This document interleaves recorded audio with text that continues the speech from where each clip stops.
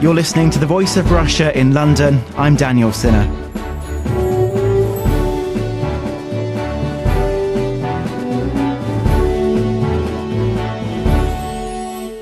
A European Union ban on importing Iranian crude oil has taken effect. The ban is part of a move by Western countries to force Iran into stopping its nuclear program, which the West fears is for weapons development. The EU embargo was imposed as a reaction to a report last November by the International Atomic Energy Agency, spelling out the evidence of past research by Iran in nuclear weapons design. So far, sanctions on Iran have not forced the country into making concessions on its nuclear program. In fact, Tehran has demanded that sanctions end before they will curb uranium enrichment. Iran has pledged to counter the impact of an EU oil embargo, saying it had built up £95 billion in foreign reserves to protect itself. Well, joining me to discuss the Iranian oil embargo is the Guardian journalist Saeed Kamali Dehghan. Dr. Mamdouh Salameh is an international oil economist and consultant to the World Bank on oil and energy. David Patrikarakos is the author of the upcoming book Nuclear Iran, The Birth of an Atomic State.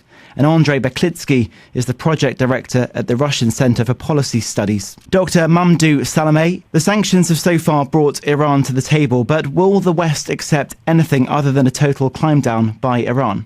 The West wants Iran to abandon its nuclear program, particularly if it is, as rumored, aimed at getting nuclear weapons.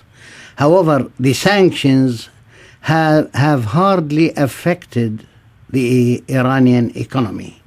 In fact, I would go as far as to say that the sanctions worked into the hands of Iran, because Iran has managed to save more than $20 billion in subsidies for refined products.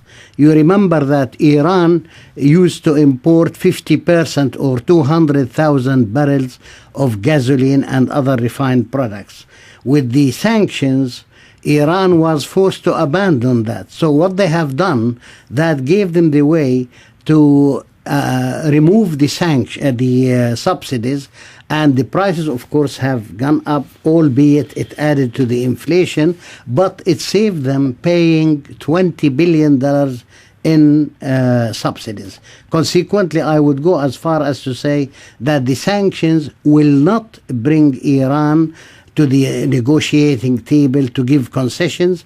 Iran will go ahead with its nuclear program, whether it is with sanctions or without. David Patrikarakos, Dr. Salameh is saying that the embargo might be biting at the Iranian economy, but it's not going to cripple it and it's not going to bring Iran to the table at all. Do you agree? I wouldn't agree with that, no.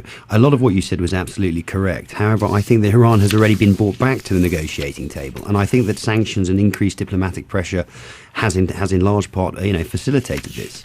From the end of 2009, just after the October Geneva meeting, between bilateral talks between the USA and Iran, until April 2012, when Iran met the P5+1 in Istanbul, Iran didn't meet with the P5+1. I mean, it sort of tried to put together a deal with Turkey and Brazil, but it didn't feel that it needed to meet. It continued on. It smashed through a technological barrier in 2011, enriching to 20%. And now it is in the most sustained period of engagement that we have seen for 2 years. So I do think Iran is feeling the pressure, and it is back to the negotiating table. Saeed Dehghan, Iran is back at the table. Do you agree? Yeah, partly yes. I think that sanctions have affected to some extent. I don't think that it's necessarily going to change Iran's view about its nuclear program. And I think the true victims of sanctions would be the people of Iran, but it has affected Iranian economy. The inflation has gone up, the prices of food staples have gone up. It's definitely affecting people, but not to an extent that, as David said, it's not crippling Iranian economy. It's just making life difficult for people. Iranian economy is not, it doesn't work in the way that the Western economy works. The rulers in Tehran are mainly concerned about preserving their authority and power rather than being concerned about the quality of life inside the country. Andrey Baklitskiy, project director at the Russian Center for Policy Studies, Saeed Dehghan, said that prices have soared because of these sanctions. You've seen sugar prices go up. You've seen food prices go up. Who is really being affected by these sanctions? Well, it's not really easy to tell who is most affected by the sanctions. But as my colleagues have already stated, Iran is back to the table. So there should be some good reason for them to come back after the couple of years of silence. And not it's only the sanctions that do not permit them to sell their oil, for example, but they're also under other severe pressure. For example, Iranian banks have been disconnected from the SWIFT system. It's an international system of banking transactions.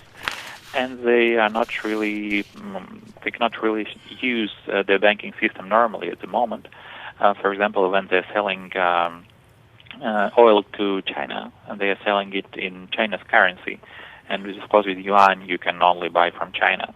That's another issue. And the third issue is that there is always a threat of preemptive strike, either from the Israeli part or from the part of the Israeli leading coalition or United States-led coalition. And that's one of the reasons, I guess, why Iran is not abandoning the talks, because once you close this option, there's only one left. So Iran is still under huge pressure, if not only for economy. Sure. We'll come back to the Israel side of the sanctions later. Dr. Salameh, you wanted to come in here. Yeah. Iran is playing a very shrewd game with the West and the global community. They negotiate.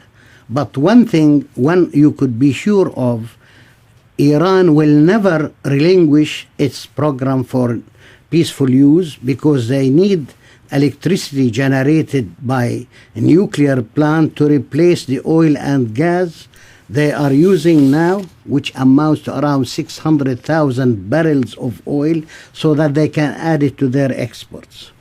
As if they have any chance, or if they have any plans of acquiring nuclear weapons, they have law on their side and they have logic. They look around and they say, why the West is putting pressure on us when Israel, Pakistan, India and North Korea have nuclear weapons? Either you are even-handed or you are not. With that in mind, the logic is on the side of Iran, and I am projecting now as an expert that Iran will look down and face down the United States, Israel, and the European Union, and will get away with its nuclear program and possibly with nuclear weapons as well. David Patrikarakos, Dr. Salameh is saying that we need to be even-handed across all states. Can we really be like that with Iran? I would take issue with one thing you said. You said Iran has law on its side. It quite simply doesn't, because Iran signed the Non-Proliferation Treaty. I take on board the doctor's points about a certain amount of double standards. However, it must be remembered that Israel, India, Pakistan didn't sign the NPT. Iran did. And it signed it willingly and voluntarily. In fact, it signed it the day it opened for signature in 1968.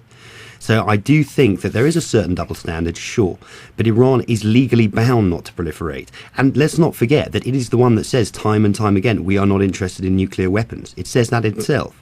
So I don't think that it has law on its side. If it were to proliferate, it would signal the death knell of the NPT, which I think would be a very bad thing indeed. Do you think the sanctions so far are powerful enough to force a change of policy on uranium enrichment? What is certain is that these sanctions are unprecedented, and Iran is feeling the strain.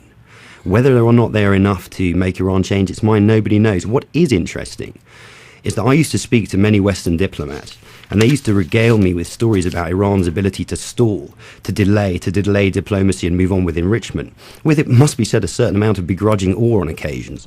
I think what we're seeing now, in fact, is the P5+1 begin to stall. The offers they put to Iran, the last couple of meetings, were very poor. Iran was always going to refuse them. So why not make an offer that Iran could accept? I think what the P5+1 is doing now is stalling, putting in low offers that Iran isn't going to see the pressure mount up, to see just how big a price Iran is willing to pay for its uranium enrichment.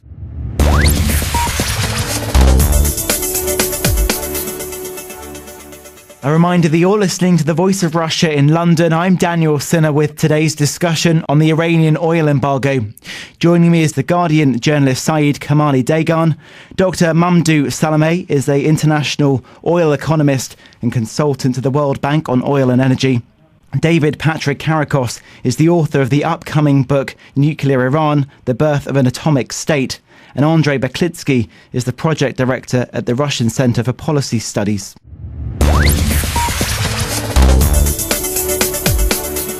What do you think needs to be on the offer for Iran to accept it? So far, is it just the West that expects Iran to just be the one that is constantly compromising, and there seems to be nothing coming from the West? Well, at the moment, yes, but let's not forget the West has bent over backwards over recent years. They offered Iran fuel swaps, they offered Iran a complete enrichment service coming out of Russia where the fuel would be imported into Iran. It really did bend over backwards. I think the game has changed now.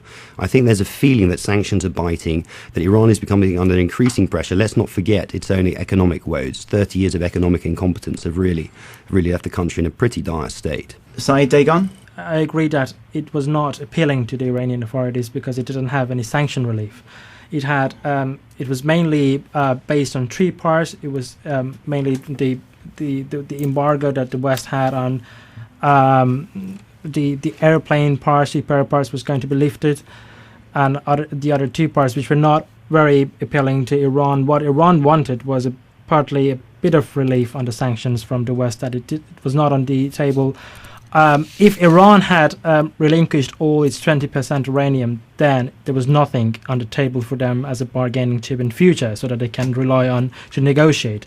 If they had given away all the 20% uranium, I think they didn't have anything else to negotiate in the future, and they were not sure that if they had anything as a bargaining chip so that they can put pressure on the West in terms of whole sanctions being lifted.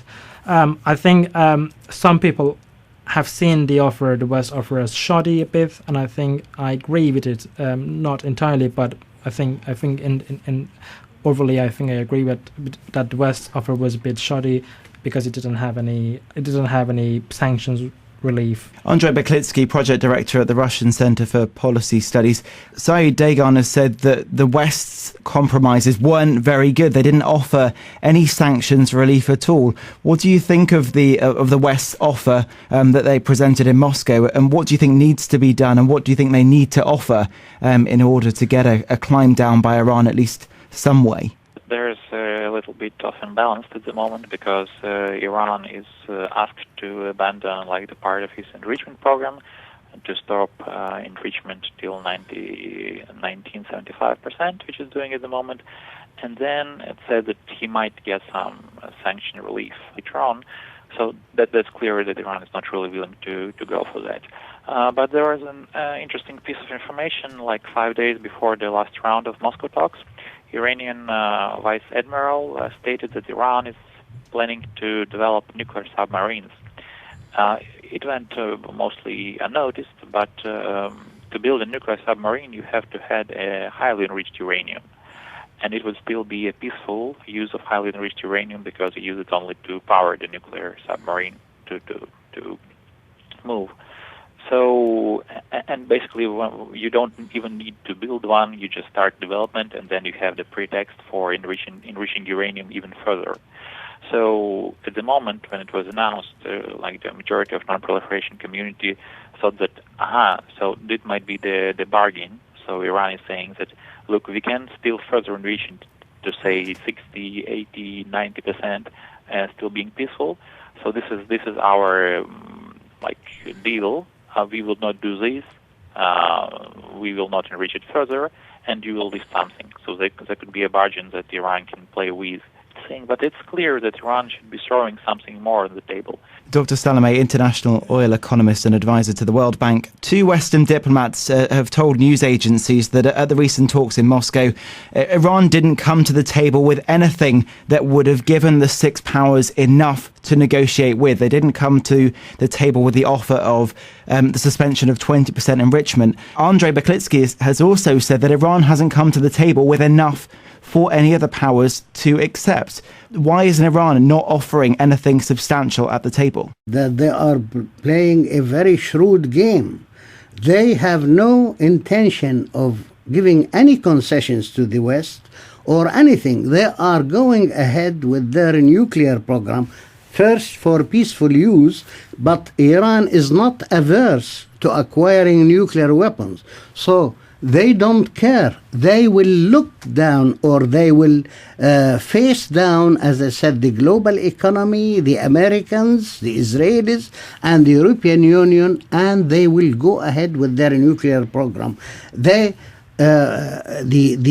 sanctions are not affecting them. And we must remember, history teaches us a lot. But the sanctions have affected the rial. That's hard, and also the prices of food and sugar and fruit and other staple items are really affecting the Iranian people. Yeah, but it might be affecting, but the Iranians can always shift the blame on the United States and the European Union by saying, well, we didn't cause the price rise. What caused it is the sanctions. So politically, they are immune to any trouble inside Iran. But the sanctions are working then. You've just accepted that. Sanctions, a bit of inflation is neither here nor there. It is for the people. It is for the people of Iran. Still, they have enough dollars in banks to buy whatever they need. The question is, sanctions have never worked before. And I give you an example. Saddam Hussein's Iraq, despite the most intrusive sanctions against Iraq, he was able to earn $1 billion from smuggled oil. Iran is far bigger than Iraq, and it is open to many countries which don't kowtow to the United States, especially the ex-Soviet republics. Sure. Let's bring in David Patrikarakos here, writer, essayist and journalist, and the author of the upcoming Iranian book. The sanctions are not going to affect Iran, according to Dr. Salameh. I don't believe that the Islamic Republic government is politically immune from the sanctions. I think what you've seen in Iran, especially after the 2009 fraudulent elections, is a splintering of the Iranian elite, which was faction-ridden anyway. Now, Rafsanjani, former President Rafsanjani, who uses any opportunity now, who lost the power struggle following the 2009 elections, takes any opportunity to attack Mahmoud Ahmadinejad, especially over the sanctions. He said in a speech last year to the Assembly of Experts that whenever we try and find a loophole around the sanctions, the Western powers block it. We mustn't forget, for example, that former nuclear negotiator Ali Larijani resigned, citing irreconcilable differences with Mahmoud Ahmadinejad, saying that Iran's diplomacy was bringing far too much isolation to the country and that it needed diplomacy, even though he didn't obviously move at all. He was firm on Iran's right to a nuclear program. A few years ago, the government could sell the program to its people as a totem of Iranian achievement under threat from an imperialist, colonialist West. But I think those days are gone. I think Iranians are getting a bit sick and tired of the nuclear program, and well, not in and of itself, but the problems that are being brought about by it. So I don't think it's politically immune by any means. Saeed Dehghan. Yeah, I think this rivalry inside, this top-level rivalry inside the regime is also very interesting. We remember that when former President Khatami, the reformist, was in place, it was a time that for the first time Iran agreed to stop all the enrichment and allow in the UN inspectors. And then what we are seeing now is that nuclear negotiation and the people behind it are mainly people close to the Supreme Leader and the Revolutionary Guards, which are relatively hardliner in comparison to the previous team under Khatami. Even President Mahmoud Ahmadinejad is no more in control of the negotiation. Saeed Jalili is a very close ally of the Supreme Leader. Mahmoud Ahmadinejad and his government, we can almost say that they have no role in the current negotiations about Iranian nuclear program. And this is all because of this internal rivalry between Ahmadinejad team and the Khamenei team. And in your first question about whether Iran was in negotiating mood when it went to Moscow, I think Iran, at the same time it wanted some sanctions relief, it didn't even ask for it. In Moscow, when we heard from diplomats what was going on privately and what was going on the negotiating table, we understood that there was nothing from Iranian side about sanction relief, although they publicly made it outside the negotiating tables. They said it before negotiating and then after it, but they didn't mention it when they were there. But they were mostly emphasizing on the rights to nuclear enrichment, which they made it very bold.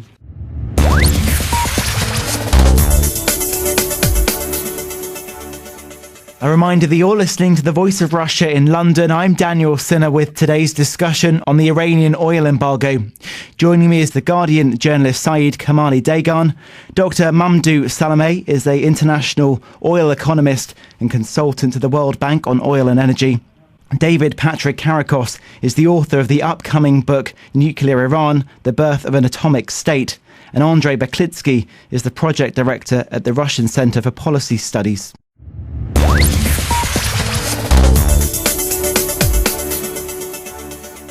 Andrey Baklitskiy, I just want to bring you in on a key area here. Russia's main concern is that Iran's nuclear and missile activities are going to push NATO countries to support this anti-ballistic missile defence system in Europe, which Russia will fear that will eventually make their nuclear deterrent null and void. How concerned should Russia be with these negotiations?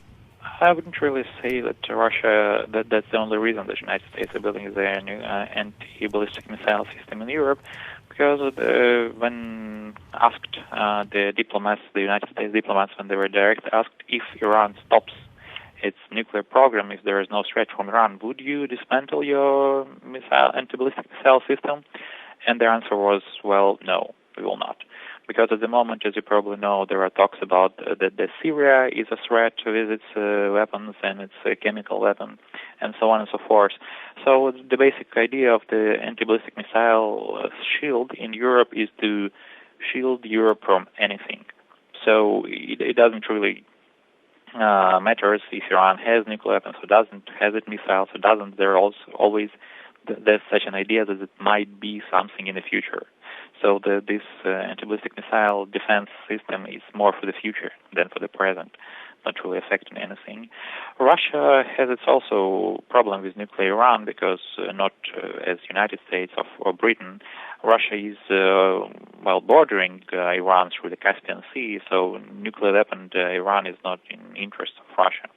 But neither Russia is interested in a military operation against Iran, which would flood the region with the people living in Iran and will destabilize hugely the region. And also Russia has a lot of economic interest in Iran, so it wouldn't like Iran to be destroyed as a state, as we've seen, for example, in Iraq and neighboring states. So there is a general idea that there should not be war in the region. And starting from this premise, Russia also says that yes, we don't need nuclear Iran. So it goes in both directions: no war, but no nuclear Iran. And in between, Russia tries to find some ways to negotiate this or other issues. Dr. Salameh, how far do you think Russia is going to go in backing these sanctions? They have got economic interests in Iran, but they do not want a nuclear Iran with nuclear weapons because of the way that the two countries border. Russia will try to comply with the sanctions to some extent, but it will not do anything to antagonize Iran because, as you rightly mentioned, they have mutual interests together. And they are neighboring countries as well. But we come back to the original point. If you want to force Iran into relinquishing its nuclear program, you have to be even-handed. And there's no proof except they are enriching uranium, and everybody knows that he who masters the technology to enrich uranium will never stop there, because nuclear weapons give a country more status and it protects its interests. And we have seen that in the case of Iraq, if Iraq had nuclear weapons, the Americans would not have dared to attack it. David Patrikarakos, this isn't going to do much to settle Israel's fears. How far do you think this has got to go until Israel will say, look, enough is enough, we have to launch military strikes against Iran's nuclear facilities? Do you think it would even go and launch an attack on the Iranian sites? I think this question comes down to not so much a desire, but the capability. I'm not sure if Israel logistically can strike the Iranian reactors. Now, everybody cites the 1981 strike on Osirak, the Iraqi reactor, as a precedent. But But in fact, it's a precedent in showing the difficulties of what Iran has to do. Iran decentralized its nuclear program on the Iraq precedent. Iran is a lot bigger country than Iraq. It's further away from Israel. Its facilities are dispersed in a country far bigger than Iraq, underground. I'm not entirely sure that Israel can logistically smash the Iranian reactors facilities rather. And I think this is part of the reason that we saw an upsurge in assassinations as Israel looked for alternative ways. Stuxnet, for example, the assassination of Iranian scientists, of trying to halt Iranian progress. I think the window is gone. I think if Israel wanted to do it, it's missed the opportunity. There's some talk that perhaps it might do it in September before the American elections, but I just think it's too difficult now. Dr. Salameh, do you agree with that? Is it too late now for Israel to attack, or do they even have the capability to attack? Not only too late, it has always been a huge bluff so that Israel can get more concessions from the United States. And consequently, I don't see any military action against Iran. And who knows, they might acquiesce eventually to Iran having nuclear weapons. And who knows, there might be an unholy alliance between the United States, Israel, and Iran to siphon off the oil and energy resources of the Arab Gulf. So that's where I see it leading. And Iran has much lower proven reserves as they claim, and their consumption inside the country is going so high that within few years I am projecting that they will become a very minor exporter of oil, and they look with envy across the Gulf to the riches of the Arab Gulf with smaller population and huge amounts of oil, and they hope that if they have nuclear weapons, they will be the policeman in the Gulf as they were under the Shah, but with nuclear weapons where they can share in the riches of the Arab Gulf. As we come to the end of this discussion, I just want to hear from all of you about what you think it will take to get both sides to be happy. We'll start with Dr. Salameh. The West will have to acquiesce to Iran's nuclear program, and Iran will go ahead with it whether they agree or not. Saeed Dehghan. I think the West should continue dialogue with Iran, and it should do anything possible to avert any possible war or any military strike. David Patrikarakos. I agree. Diplomacy is the only way forward. War is just an unthinkable catastrophe for all concerned. And Andrey Baklitskiy. I guess the mutually acceptable scenario would be Iran having an enrichment program, but enriching till 3.5% and using it only for its nuclear power plant under the NPT and full safeguards, and lifting sanctions at the same time. So probably something like that.